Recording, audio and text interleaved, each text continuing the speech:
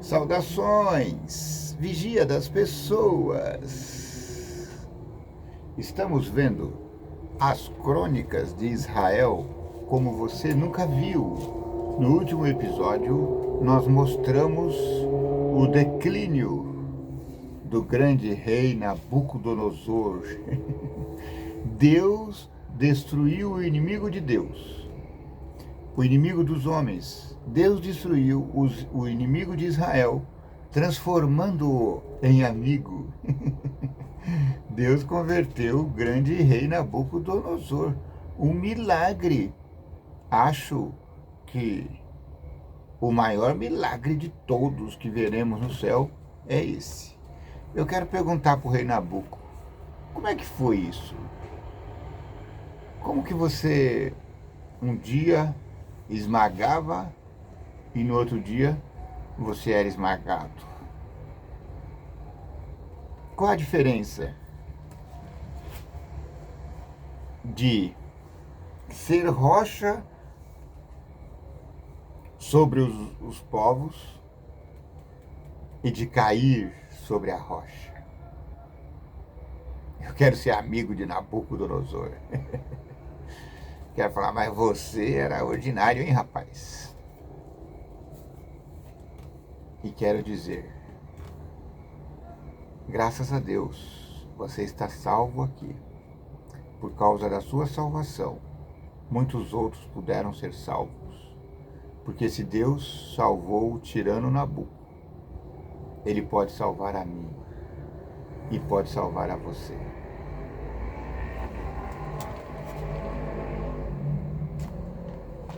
Muito bem, passados os reinos de Nabucodonosor, de Dario, agora chegou a hora do reestabelecimento do povo de Israel. Então vamos lá. Esdras, Neemias vão nos contar como que sucedeu isso. Como assim? Como assim? O povo voltou para Canaã? O povo voltou para Israel? Vamos ver. E foi no dia seguinte. Desculpa. E foi no dia seguinte? Não, meu amigo. Quando Daniel foi levado cativo à Babilônia, ele tinha no máximo, estourando, 14, 15 anos. Quando aconteceu esse retorno aqui, ele já devia estar beirando os seus 90, 100 anos. E provavelmente, o texto não diz, mas provavelmente Daniel tenha descansado ainda na Babilônia. Ele não veio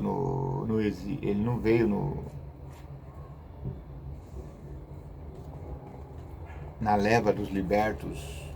Provavelmente ele tenha morrido em Babilônia. Daniel foi um dos que mais sofreram. Foi um dos que mais sofreu as agruras do tirano. Daniel foi um dos que mais sofreu com o pecado de seu povo.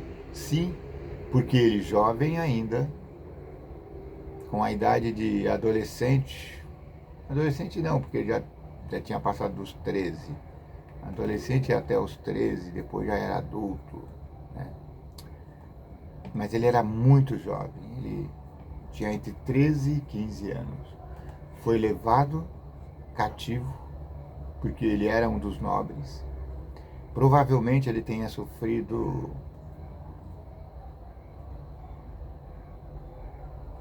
Qual a palavra que eu posso usar aqui, sem ser ofensivo? Ele foi...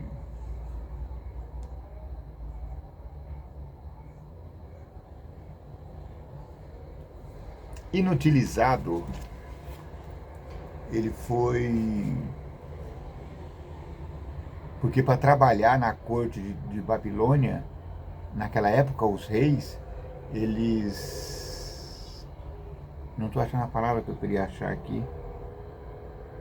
Eles...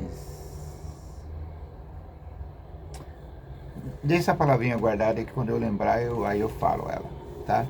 Mas eles foram...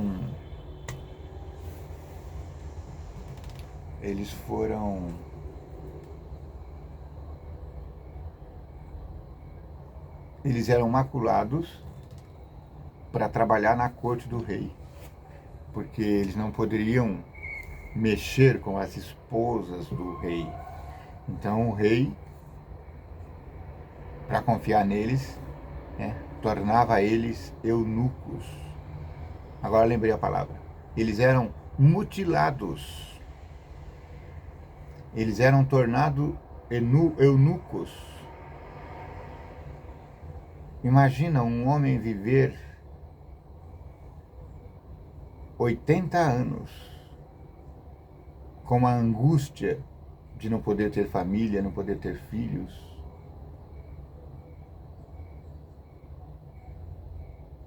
Isso é uma dor muito grande. Porque se você nasce estéril é uma coisa. Agora, você foi tornado estéril pela tirania de um homem.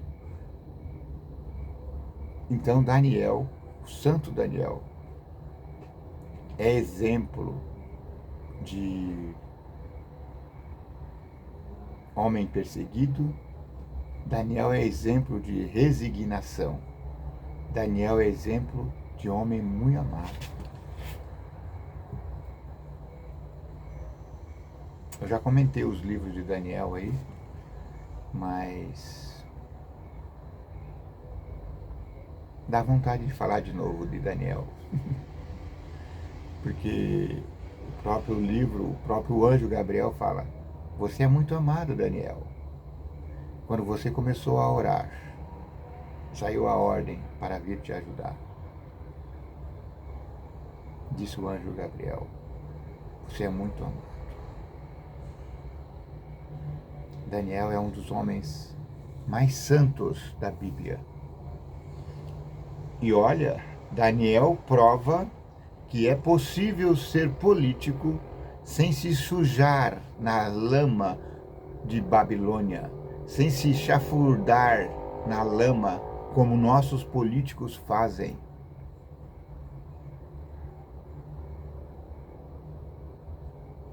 A lama é tanta que fede aos nossos narizes.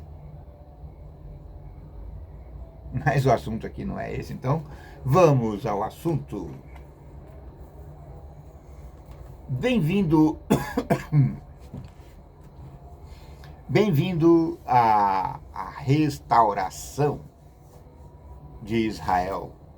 Não sei se eu mudo o título dessa série ou eu continuo. Os Reis de Israel, as Crônicas de Israel. Ou eu posso mudar: a restauração de Israel. Dê aí o seu palpite. Também dê o seu gostei ou não gostei, como diz o grande. Se inscreva no canal. Compartilha. Vamos juntos estudar o livro sagrado para compreender qual é a parte que devemos desempenhar nesse conturbado contexto social onde Deus é ignorado todo o tempo, onde você não pode dizer que é cristão porque as pessoas passam a te considerar como menos.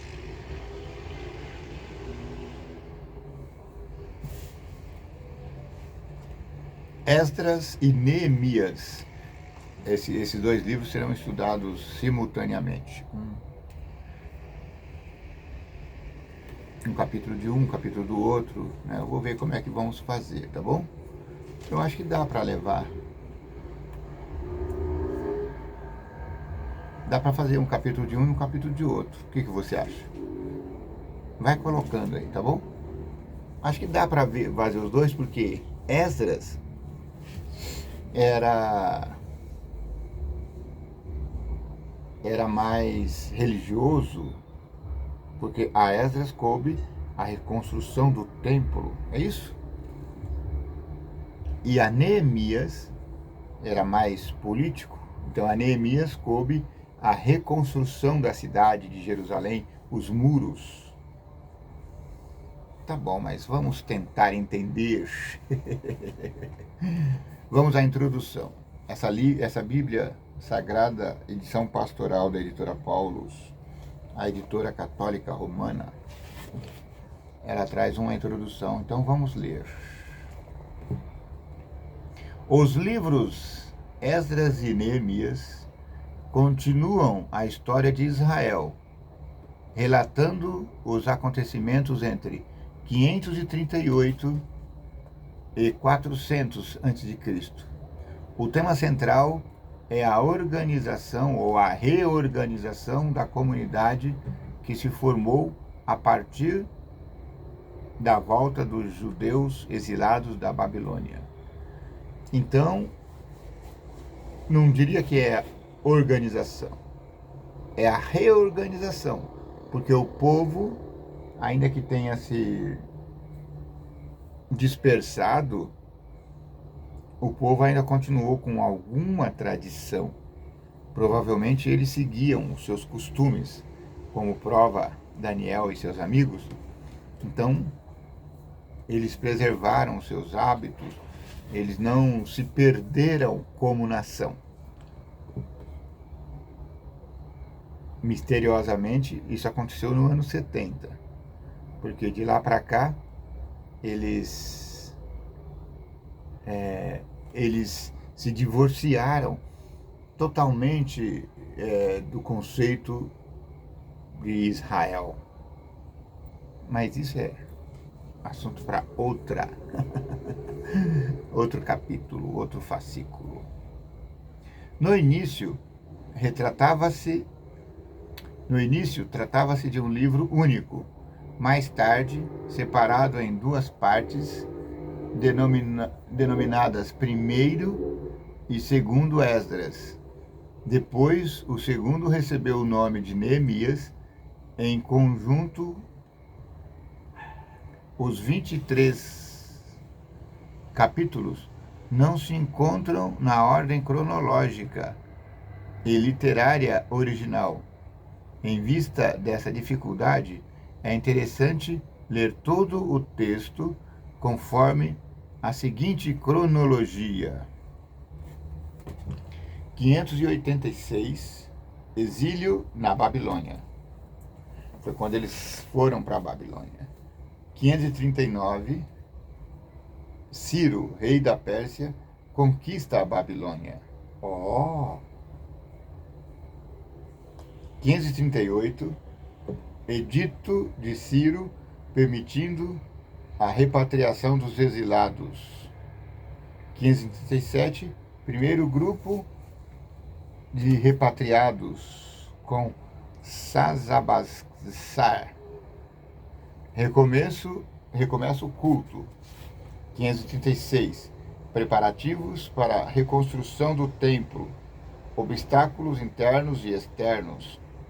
520, atividade dos profetas Ageu e Zacarias. Tá vendo?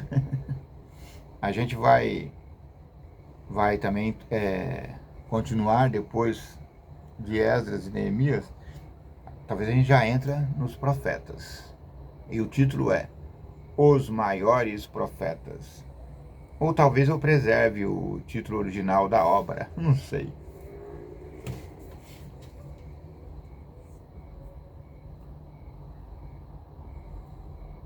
(518) Obras do templo, interrompidas e retomadas. 515, dedicação do templo. 448, uma colônia de judeus muda para Jerusalém.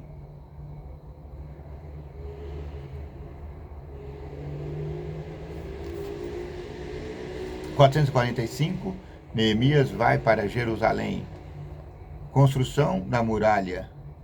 Neemias é nomeado governador de toda a região. Neemias volta para Susa. Atividade do profeta Malaquias. 430 a.C. Neemias e Esdras em Jerusalém. Leitura da lei, reformas. 429, Artaxerxes autoriza Esdras a promulgar a lei. 428, reformas de Esdras. 423, os samaritanos constroem um templo no Monte Garizim. Embora sua leitura implique dificuldades, os livros de Esdras e Neemias mostram como um grupo se reúne e se organiza para formar uma nação. Certamente o grupo deverá enfrentar dificuldades econômicas para sobreviver, políticas para constituir o seu espaço ideológicos para manter a própria identidade original.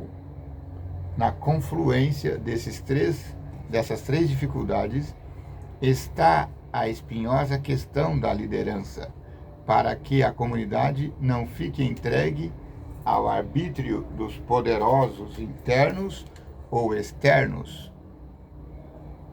É uma grande dificuldade. A política sofre porque sempre aparecem os tiranos, os grandes poderosos querendo impor sua vontade sobre o povo. Mas tenha meios de resolver seus conflitos, defender seus direitos e abrir perspectivas para o futuro. Nem tudo está perdido. A grande nação de Israel, Brasil, ainda pode se reerguer, apesar de seus tiranos. Muito bem, depois dessa longa introdução, vamos ao texto.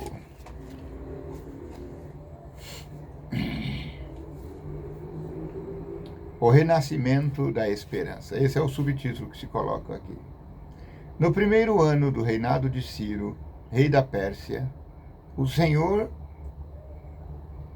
cumprindo o que tinha dito pelo profeta Jeremias, despertou a consciência de Ciro, rei da Pérsia, que proclamou por todo o império, a viva voz e também por escrito, o seguinte: Ciro, rei da Pérsia, decreta: o Senhor, o Deus do céu, entregou-me todos os reinos do mundo. Ele me encarregou de construir um templo em Jerusalém, na terra de Judá. Quem de vocês, porém, do povo dele, que o seu Deus esteja com... Desculpa, me atrapalhei na leitura. Que o seu Deus...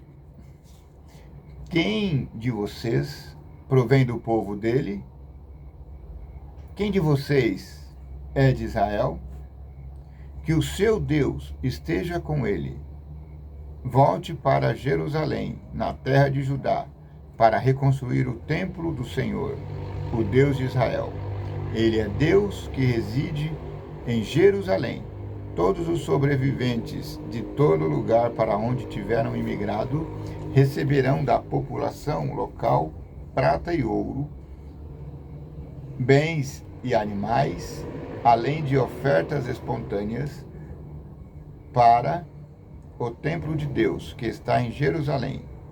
Então todos os que se sentirem movidos por Deus, chefes de famílias de Judá e Benjamim, sacerdotes e levitas, puseram-se a caminho para reconstruir o templo do Senhor em Jerusalém. Os vizinhos lhes deram de tudo: prata, ouro, bens, animais e joias. Além de ofertas espontâneas, o rei Ciro entregou também os objetos do templo do Senhor que o rei Nabucodonosor tinha tirado de Jerusalém e colocado no templo do seu Deus. Os mesmos objetos que o descendente de Nabucodonosor profanou, usando na festa onde ele achou seu final.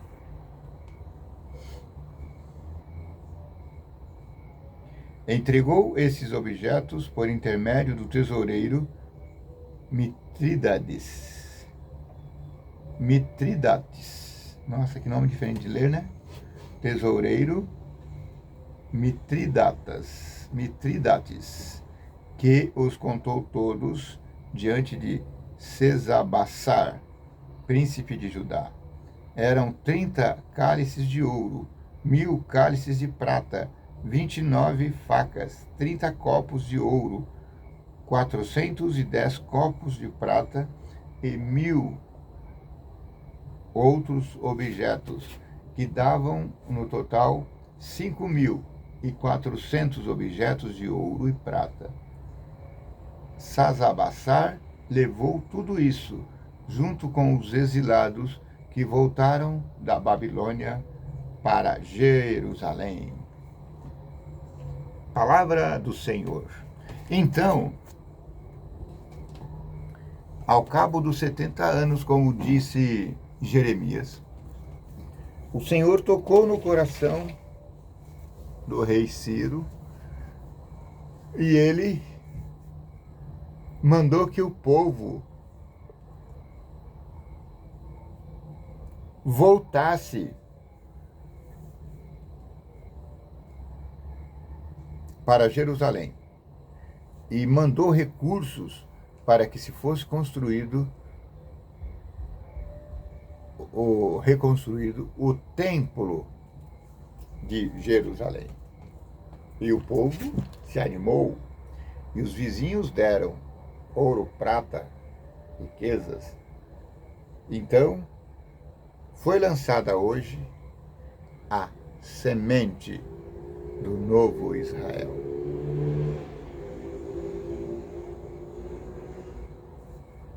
Que o vigia das pessoas te abençoe, te guarde. Que o vigia das pessoas tenha misericórdia de ti.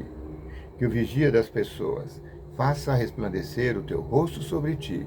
Que o vigia das pessoas te dê paz.